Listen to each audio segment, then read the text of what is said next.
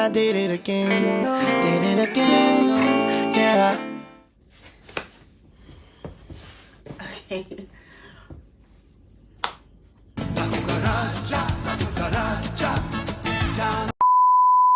So I'm drinking Pinot Noir this evening.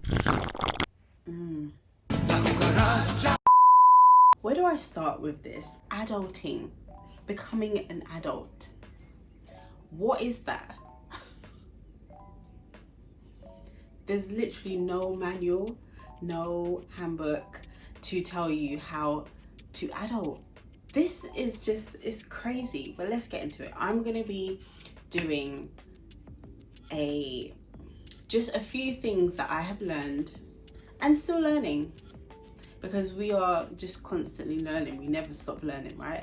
So these are just a few things that I have experienced and just encountered, and hopefully this, if you're watching this and you resonate, or if you're watching this and it just gives you some inspiration, it gives you some direction, I'll be happy with that. That would be that is the purpose of this video, right?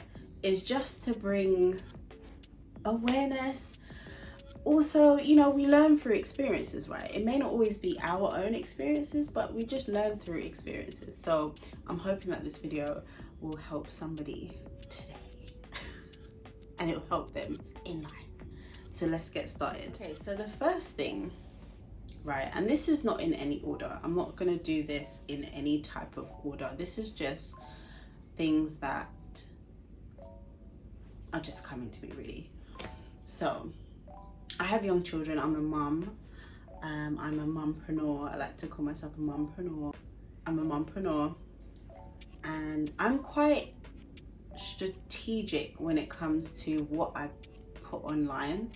And one of the things that I've realized and that I feel is it just doesn't work for me is putting my children online.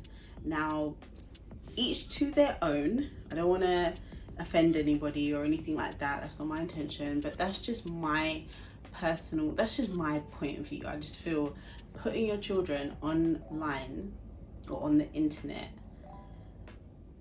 is just wild to me.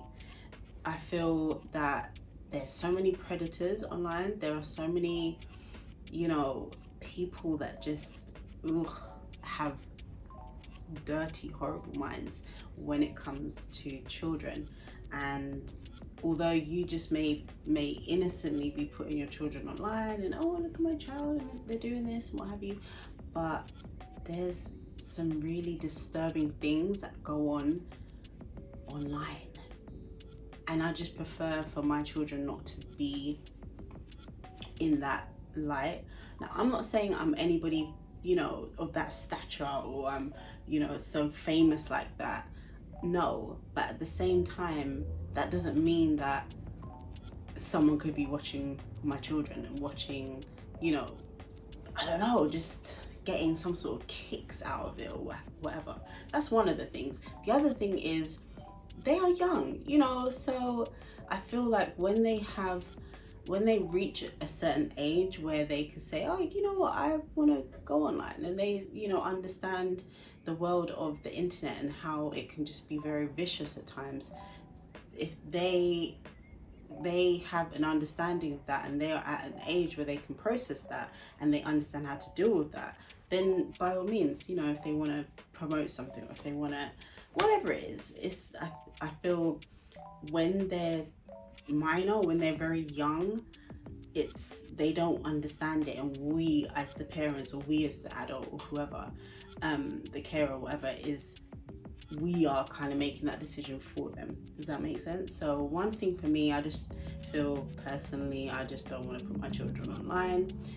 There was a point where I did post a few pictures of them when they were very young, but I removed those off of my social platforms. And now I cannot help other people that take pictures of my children, but I try and be very clear that I don't want my children's faces and pictures and stuff like that online. And that segues into the next thing that I wanted to touch on, which is your duty as a parent is simply to support your child or children, to guide them, right? Give them the necessary tools that they're going to need to deal with this world, because as we know, we are adults, right? We are adulting, and we know that this world is crazy and it's wonderful.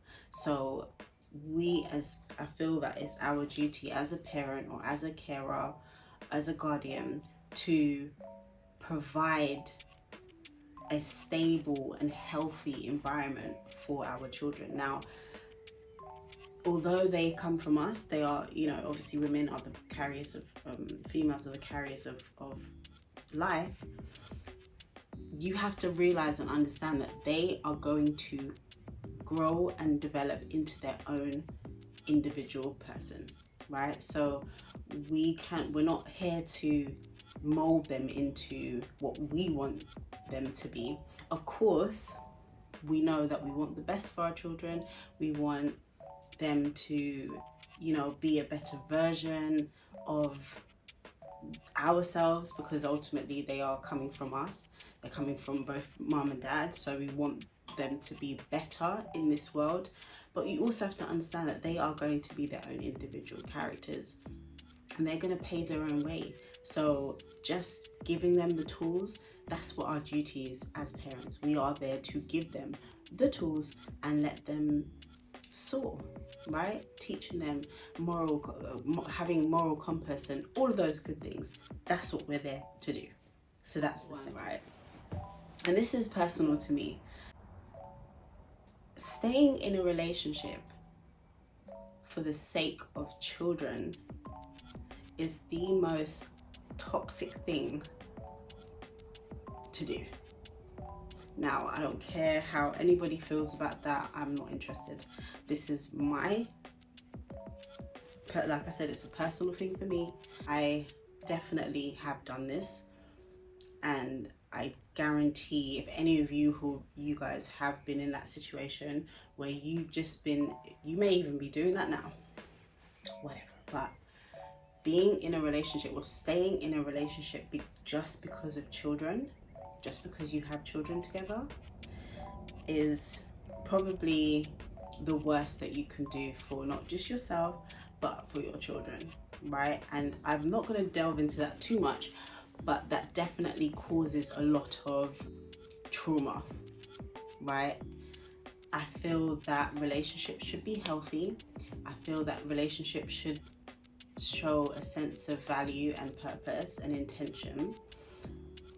And just being in a relationship because you want to have this image for society or whatever it is just, for me, that's baffling. And I say that because I've lived that, right? And I just know where I am now and where I was before. So I can just, no, I would never ever do that. I'm not having any more children, but if I was, I wouldn't stay in a relationship because of my children. And another thing as well, segueing from that, I'm not staying in a relationship for aesthetics, right? I know a few people who are in relationships now, and they're literally just in that relationship because of how it looks. And that's the same with children. Again, you're not happy in the relationship, you're miserable, and you're not compatible, but you're just staying together because society says that you have to. It just doesn't make sense. Or it looks appealing, or it looks a certain way, the aesthetics side of it. What? I don't know, it's mind blowing. But my point of view, you want to be in a relationship that is healthy. You want to be in a relationship that is valuable, it's respectful, right? You don't want to be in something where you're every single day it's either an argument. Every single day there's some form of tension. Every single day. Your children will pick up on these things. You do realize that, right? Your children will pick up on these things. They're not stupid. They are not. And again, that will cause whatever effects on them, right?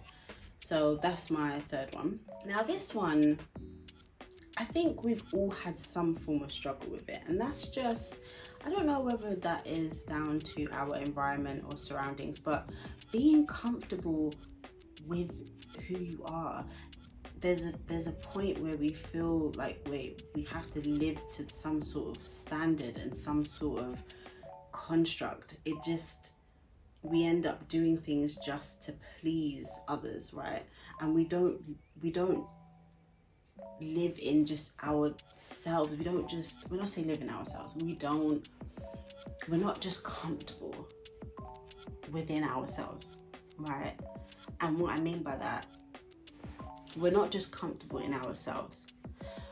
We tend to shy away from certain things, or we feel shameful about certain things, right?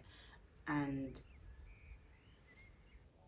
when you truly tap into who you are as a person, and bearing in mind, we change, we're forever changing, we change all the time. When I say change, I'm not talking about, you know, like a drastic change, no, but I'm just saying that the age that you were maybe at 18 is not the same, sorry, the person you were at 18 is not going to be the same person who you become at 28. That's what I'm talking about. There's a shift. We're growing, we're changing, we're evolving. Our thoughts, our perspective on things is going to just be changing, right?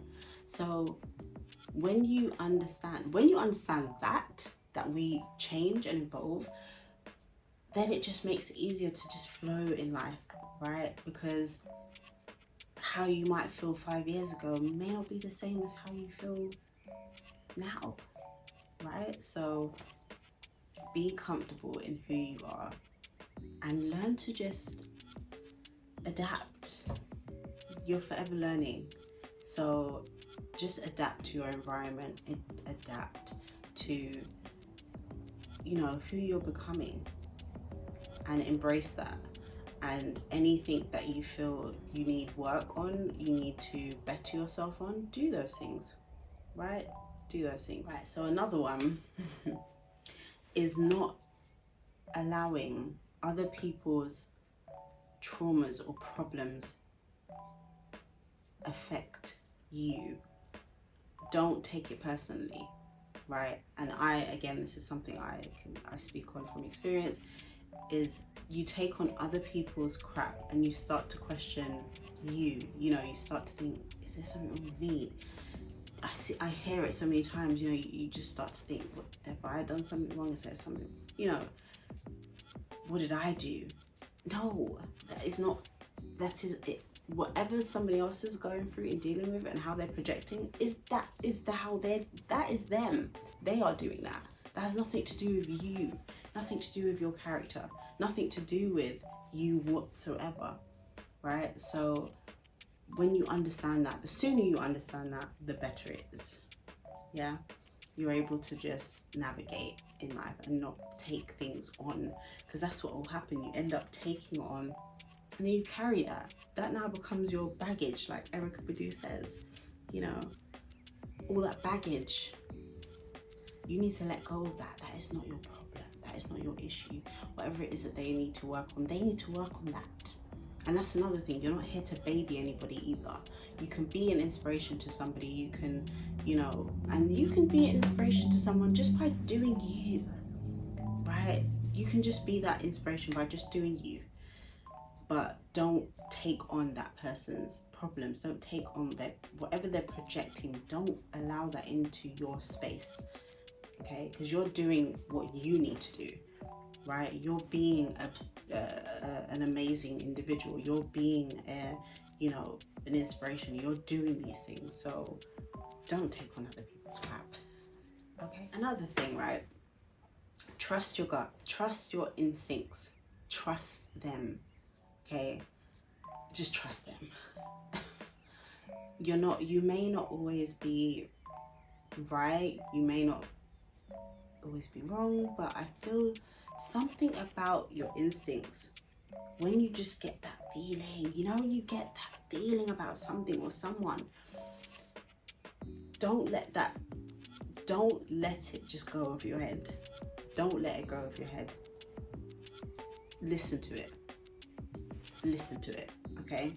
It could really make or break a situation. So trust your instincts, okay? Trust your gut.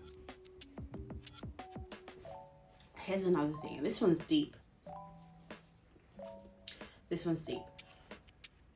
The world doesn't stop because you have a problem.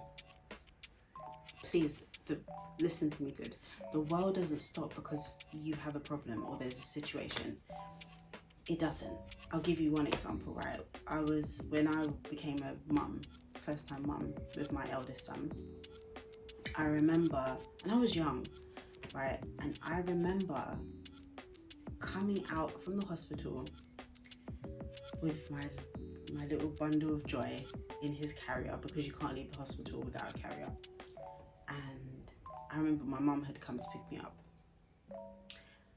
And I walked out from the hospital and I don't know, but everything just hit me. Because when you come out when you've had a baby, you stay in hospital for a few days, depending on how the birth went.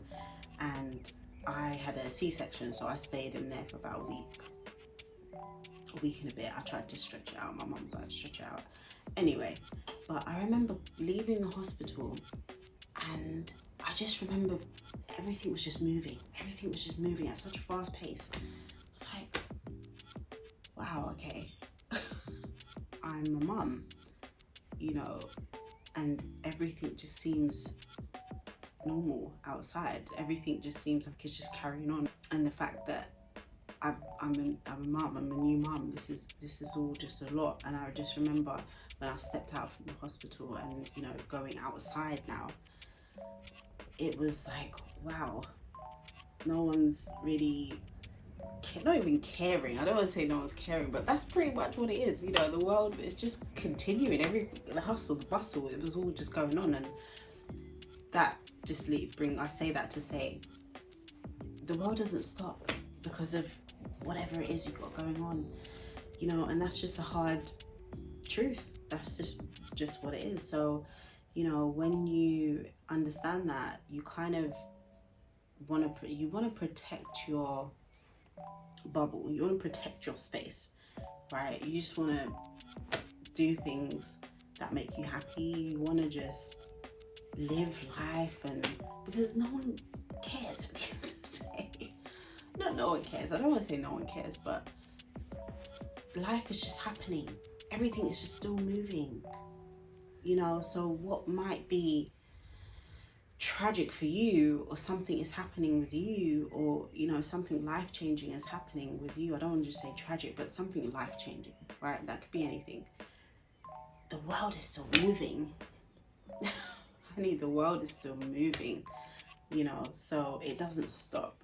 It doesn't stop. So that's that one. When you expect something, you're leaving yourself open for heartbreak. And that is so true. That is just so true. When you have expectations for something or someone, you are literally just saying, hey, break my heart, please. That's pretty much what you're asking. Because when you have an expectation, it usually is just between yourself and your brain, right? Unless it's voiced, it's just that. It's just between you and yourself. So turning that expectation, or voicing that expectation, I should say, voicing that expectation then turns into a requirement, right?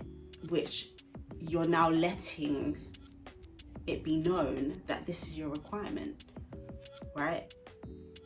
And if it doesn't meet your requirement, bye-bye. Very simple, easy, right? You don't need to hang around if it's not meeting something that is of value to you, or it's a requirement for you, right? Let's not be out here expecting things from people or from anything. We don't want to have expectations. Why? Again, it just causes heartbreak. It really does.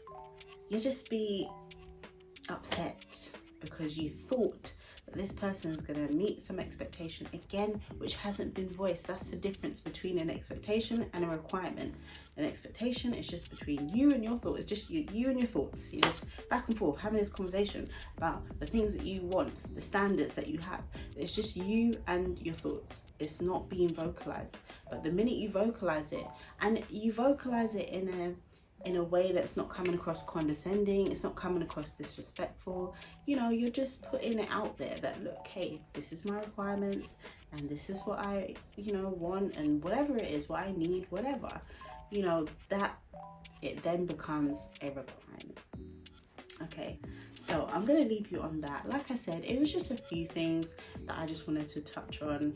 Of course, in the magnitude of adulting, there's so many more things, you know, relating to finances and you know, career goals and all of those types of stuff. But I've just tried to keep it as narrow as possible. I hope you liked this video, and I will see you on the next one. Okay, my lovelies, I love you. Bye.